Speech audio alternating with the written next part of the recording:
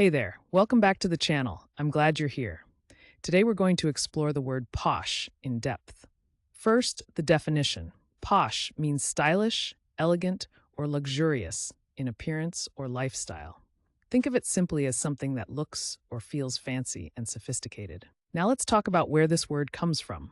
Origin stories can be fascinating. Posh traces back to the idea it may be an acronym for Port Outward, Starboard Home, referring to luxury ship cabins. Over time, it's been used by British society to describe elegance and wealth.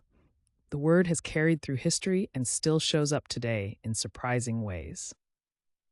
So, how do you use posh in everyday language? Let's go through some examples. Correct example 1. She wore a posh dress to the gala that impressed everyone.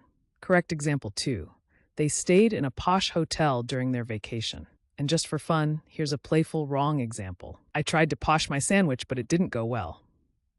See how context makes a big difference? Using posh correctly helps your meaning come across clearly, while using it wrong can sound confusing or just funny.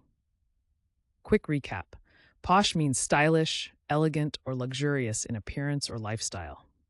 It comes from the idea of luxury ship cabins, and you can use it in sentences like the ones we shared.